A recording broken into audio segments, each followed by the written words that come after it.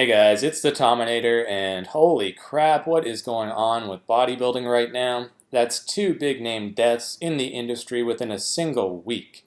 My god, man, these guys are dropping off like flies. And forgive the expression, I'm not trying to make light of the situation because it's really sad and tragic, quite honestly. So on that note, let me just state up front that the purpose of this video is not to disrespect, talk trash, or spit on anyone's grave here. That's not the intention at all. But it should be no secret to anybody that these enormous bodybuilders were in fact taking all kinds of drugs to attain these massively muscular physiques. So I think it's important to be able to speak honestly about the role their drug use played in their untimely deaths, instead of trying to sweep it all under the rug in some misguided attempt to remain respectful, right? We need to stop tiptoeing around and just dispense with the euphemisms and political correctness if we really want to get to the bottom of all this. And to me, the cost of potentially offending some viewers is absolutely worth it, because my desire here is to educate. When reading a lot of the comments being made in the wake of these stories, I just gotta shake my head sometimes, man. It's clear most of the population really doesn't have a damn clue what's going on. And I don't claim to have all the answers either, but nonetheless, hopefully by the end of this video, some of you will be a little more well informed. Okay, but before we get into it, let's just quickly recap for those who may have been living under a rock and haven't already heard that both Dallas McCarver and now Rich Piana have died.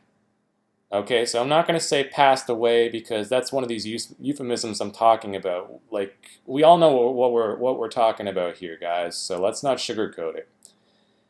Yeah, so Dallas was found lying dead in his home by fellow bodybuilder and friend Josh Lenarkowitz, pictured here, on Tuesday, August 22nd, at the mere age of 26, okay? So if that's not horrible enough, then fast forward 3 days later to Friday, August 25th, and Rich, aged 46, has now also been declared deceased after spending the past several weeks hospitalized in a coma due to some undisclosed drug overdose. Needless to say, this is some scary and disturbing news. So I'd seen other channels like Louis Marco and RX Muscle release videos recently about Rich Piana lapsing into a coma, but to be honest, I never watched them and so didn't really know what was going on there. I had no idea it was this serious and was shocked to see he actually passed away, especially following so closely on the heels of McCarver's tragic demise just days earlier. So unfortunately for those who were expecting some more information pertaining to Rich Piana, I won't be speaking any further about him because, first of all, I have no idea what the cause of his death was, and no further insight to offer. I mean, I read the reports about there being steroids and some sort of white powder found at the scene, but that's very little to go by. So as of right now, all we can do is speculate. It'll probably take a couple more days for solid details to emerge. But I will speak about Dallas McCarver since we now have some pretty good information available on that. So in Dallas's case, the initial reports all seem to mistakenly assume that he choked to death since food was found in his mouth. And this immediately triggered my bullshit alarm, since how likely is it that a 26-year-old would die from choking? Now true, apparently thousands of people do die every year from this very thing. But obviously if you step back and stop to think about it for a second, most of these fatalities would occur in infants and young children accidentally swallowing small toy parts and such, and elderly citizens choking on oversized pills and what have you. It's very rare indeed for a person in their physical prime, someone in their 20s or 30s like this for example, to succumb to such a freak accident, especially without the involvement of recreational drugs like alcohol, which could impair judgment or coordination. And I can guarantee that less than a month out of the Olympia, Dallas wasn't messing around with any of that. Certainly, it's still possible that he suffocated due to choking while simply eating. I mean, he might have choked on a chicken bone or had some steak lodged in his throat or something like that, but you have to admit that that's an extraordinarily unlikely scenario. So yeah, my immediate suspicion was insulin overdose. This was my gut reaction as soon as I heard about the basic circumstances surrounding this death, and sure enough, that is evidently what happened. You can find confirmation if you listen to the audio recording of the 911 call placed by Josh, where he clearly mentions that Dallas was using insulin. If you don't believe me, just Google it. There's videos all over the place now. And you can find more general evidence supporting this theory in Tom Platz's video documentary, Backstage Secrets of Pros, when he interviews Ronnie Coleman, anonymous black bodybuilder number 1. right? Because, yeah, as you can see, the faces are pixelated and the voices were also distorted, but it's still pretty easy to tell it's him. Here, Ronnie reveals how he almost died because of insulin, but luckily he happened to have some food on hand and he shoveled it down quick enough to restore his blood sugar levels, so he didn't lapse into a hypoglycemic coma. And the quote there is taken from around the 20-minute mark of the interview. You can find the link in the description, or just search Backstage Secrets of Pros on YouTube and have a listen. It's really pretty eye-opening to realize just how much these pros truly play with fire, putting their very lives at stake in the quest to become the biggest and most ripped. But essentially, herein lies the major point of this video, and this is the message that I want you guys to take away from this, that as harmful as steroids can be, they are definitely not the most dangerous drugs in modern-day bodybuilding. That title belongs to two other things: insulin and diuretics. These are the substances that can literally kill you in an instant, and they have been responsible for at least 3 of the most premature and prominent bodybuilder deaths in history. The first and youngest of which we're talking about today is Dallas, and the other 2, which you'll see here in a moment.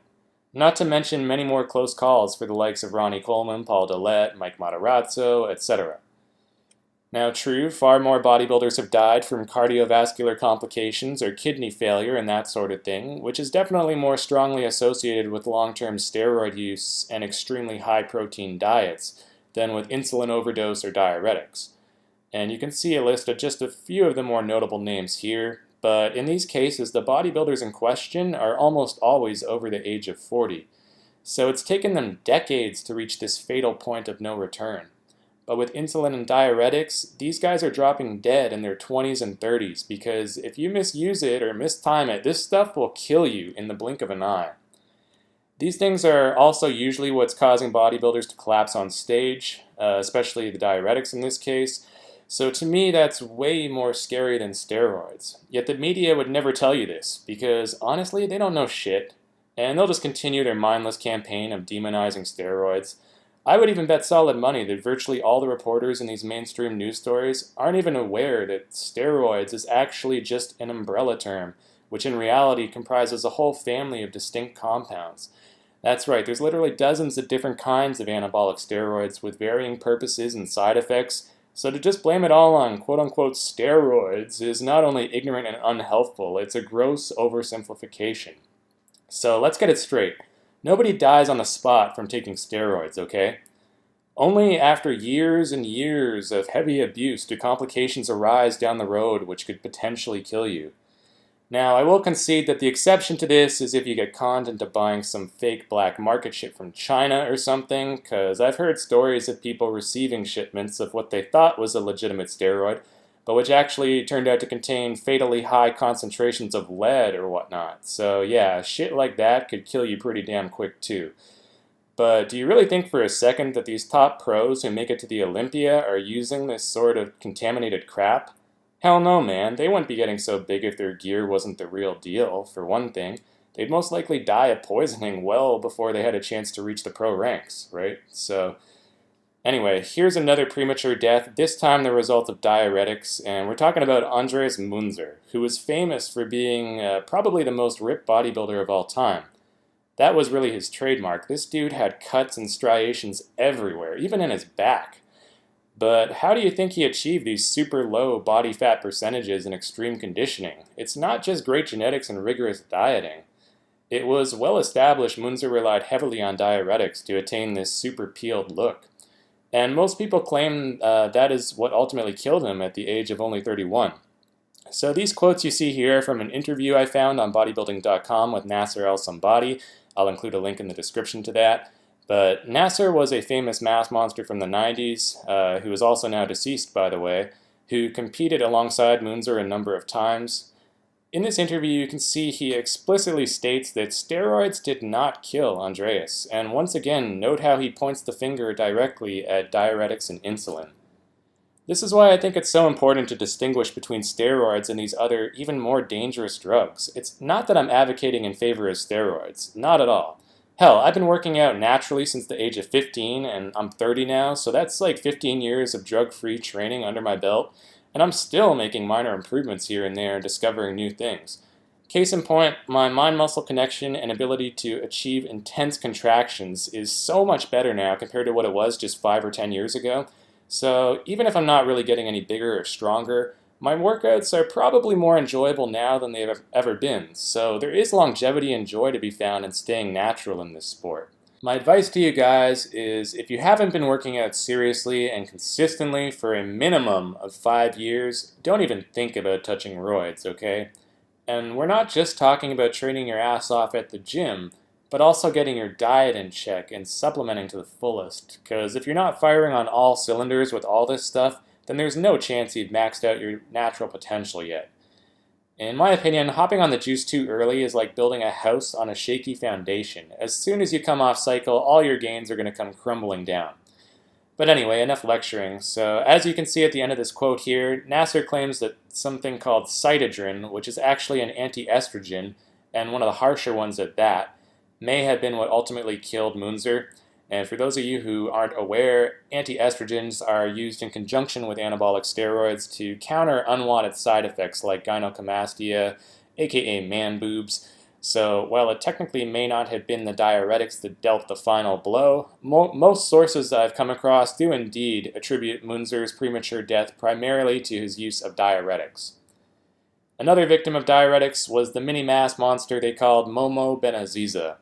This man had crazy thick development, especially in his back and legs, so much so that he was actually able to defeat none other than Dorian Yates at the 1990 Night of Champions. Even in the 1992 Mr. Olympia, you can find pictures of him alongside Yates where his back looks even thicker. So this guy was definitely packing some major muscle on his tiny frame. This quote from Iron Man magazine, not to be confused with Flex magazine as in the picture there, but it pretty much sums it up. So he died right after a show at only 33 years old as a result of his diuretic intake. So yeah, I would say that for the vast majority of weightlifters out there, it makes zero sense to ever mess with this stuff. It's just way too risky. And unless you actually compete and are trying to come in peeled to the bone for a show, there's absolutely no reason to put your body under this kind of unnecessary stress. Now, when it comes to insulin, I admit I can see the appeal there because without it, you're simply not going to be able to get as big, even with all the steroids and growth hormone in the world. You know, without insulin, you just can't achieve these superhuman levels of size like they are today, and that's just a fact. But when it comes to diuretics, who besides competitive bodybuilders at the highest level cares about having striated glutes and skin so thin your entire body looks like an engorged veiny penis? Hopefully not many of you. So that's all for this one. Once again, I'm not encouraging steroid use or suggesting that it's not bad for your health or anything like that. All I'm trying to point out here is that there are even worse substances out there that can kill you a lot faster, and a lot of people seem to be completely unaware of these dangers. So I just want to let you guys know what's up, and especially in Dallas's case, what the deal was there. But in the spirit of this heavy subject matter, I'm not going to bother with my usual outro. So until next time, guys, take care of yourselves and stay healthy. Peace.